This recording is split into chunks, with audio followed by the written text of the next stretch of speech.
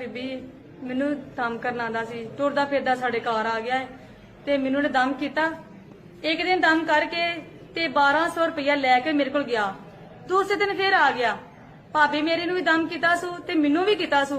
ਮੇਰੇ ਕੋਲ ਫਿਰ 1500 ਰੁਪਇਆ ਲੈ ਗਿਆ, ਯਾਨੀ ਕਿ 5000 ਲੈ ਗਿਆ। ਮੈਨੂੰ ਕਹਿੰਦਾ ਅੰਦਰ ਵੜ ਤੇ ਅੰਦਰ ਵੜ ਕੇ ਤੇ ਸ਼ਲਵਾਰ ਲਾ, ਮੈਂ ਤੈਨੂੰ ਦਮ ਕਰਨਾ ਵਾ। ਇਹਨੇ ਮੇਰੇ ਪੈਰ ਕੁੱਟੇ, ਮੇਰੇ ਲੱਤਾਂ ਕੁੱਟੀਆਂ, ਮੇਰੇ ਘਰ ਕੋਈ ਚੀਜ਼ ਲਿਆਜ਼ਾ ਇਹਨੇ ਨਾ ਸ਼ਲਵਾਰ ਕੀਤੀ ਤਾਂ ਠਾਂ ਕਰਕੇ ਇਹਨੇ ਮੇਰੇ ਨਾਲ ਜ਼ਨਾ ਵੀ ਕੀਤਾ।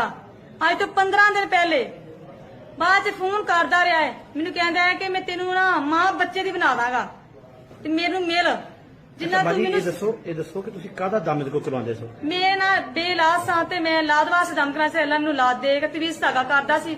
ਮੈਂ ਕਿਹਾ ਮੈਨੂੰ ਤਵੀਜ਼ ਧਾਗਾ ਦੇ ਦਵੋ ਤੇ ਮੈਂ ਫੂਕੇ ਮਾਰ ਮੁਰ ਕੇ ਪਾਣੀ ਚ ਲਿਕੇ ਲੁਕੇ ਮਾਰ ਕੇ ਕਾਗਜ਼ਾਂ ਤੇ ਮੈਨੂੰ ਪਾਣੀ ਦੇ ਗਿਆ ਹੈ ਤੇ ਮੈਂ ਪੀਤਾ ਨਹੀਂ ਹੈਗਾ।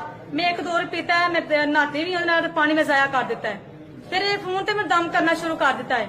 3-4 ਦਿਨ ਸਾਡੇ ਘਰ ਆਂਦਾ ਰਿਹਾ। 5000 ਮੇਰੇ ਕੋਲ ਲੈ ਗਿਆ, 5 ਮੇਰੀ ਆਵਾਜ਼ਾ ਕੋਲ ਲੈ ਗਿਆ ਤੇ ਲਿਹਾਜ਼ਾ ਮੇਰੀ ਭਰਜਾਈ ਨੇ ਕਹਿੰਦਾ ਕਮੀਜ਼ ਚੁੱਕ ਤੇ ਸ਼ਲਵਾਰ ਤਾਰ ਤੇ ਮੈਂ ਤੈਨੂੰ ਦਮ ਕਰਨਾ ਵਾ, ਨਹੀਂ ਤੇ ਤੇਰਾ ਬੱਚਾ ਜ਼ਾਇਆ ਹੋ ਜਾਣਾ ਹੈ। ਉਹਨਾਂ ਕੋਲ ਖੰਡ ਘਿਓ ਸਾਰਾ ਕੁਝ ਲੈ ਗਿਆ ਹੈ ਲਿਜਾ ਕੇ ਤੇ ਬਾਅਦ ਚ ਫਿਰ ਮੈਨੂੰ ਫੋਨ ਤੇ ਕਹਿੰਦਾ ਮੈਨੂੰ ਬਾਈਪਾਸ ਤੇ ਚਰੀਆਂ ਚ ਮਿਲ। ਮੈਂ ਕਿਹਾ ਮੈਂ ਬਾਈਪਾਸ ਤੇ ਤੈਨੂੰ ਬਾਹਰ ਨਹੀਂ ਮਿਲ ਸਕਦੀ, ਤੂੰ ਘਰ ਆ ਜਾ। ਕਹਿੰਦਾ ਮੈਂ ਘਰ ਨਹੀਂ ਆਇਆ, ਤੂੰ ਮੇਰੇ ਨਾਲ ਨਾ ਕੁਛ ਕੰਮ ਨਾ ਕਰਵਾਏ ਦੀ। ਮੈਂ ਕਿਹਾ ਮੈਂ ਤੈਨੂੰ ਕੁਛ ਨਹੀਂ ਆਂਦੀ ਹੈਗੀ, ਤੇ ਨਾ ਕੋਈ ਦਗਾ ਨਹੀਂ ਕਰਦੀ, ਮੈਨੂੰ ਬਾਹਰ ਮਿਲ।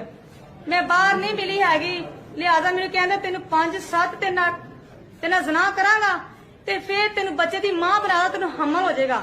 ਅੱਛਾ ਇਹ ਦੱਸੋ ਕਿ ਕਹਿੰਦਾ ਤੁਹਾਡੇ ਤੂੰ ਚਿੱਟੀਆਂ ਦੀ ਮੈਂ ਨਹੀਂ ਲੈਂਦਾ, ਕਾਲੀਆਂ ਦੀ ਮੈਂ ਨਹੀਂ ਲੈਂਦਾ, ਚਿੱਟੀ ਦੀ ਮੈਂ ਲੈਣਾ ਵਾ। ਤੂੰ ਮੈਨੂੰ ਬੜੀ ਸੋਹਣੀ ਲੱਗਣੀ ਹੈ, ਮੈਨੂੰ ਐਵੇਂ ਦੀ ਬੁੱਢੀ ਲੱਭੀ ਜਿੰਨਾ ਮੈਨੂੰ ਤੂੰ ਸਵਾਦ ਦਿੱਤਾ ਹੈ ਨਾ ਮੈਨੂੰ ਕਿਸੇ ਨੇ ਦੇਣਾ ਹੈਗਾ।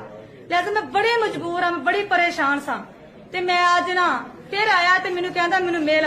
ਮੈਂ ਸਾਹਮਣੇ ਹੋਈ ਆ ਤੇ ਲਿਹਾਜ਼ਾ ਅਸਾਂ ਇਹਨਾਂ ਵਸਾ ਕੇ ਫੜ ਲਿਆ।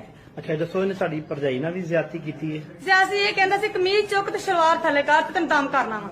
ਉਹਨੇ ਨਹੀਂ ਕੀਤੀ? ਉਹਨੇ ਆਖਿਆ ਮੈਂ ਬਾਬਾ ਜੀ ਇਹੋ ਦਮ ਕਦੀ ਨਹੀਂ ਕਰਾਇਆ, ਮੈਂ ਦਮ ਨਹੀਂ ਕਰਾਣਾ।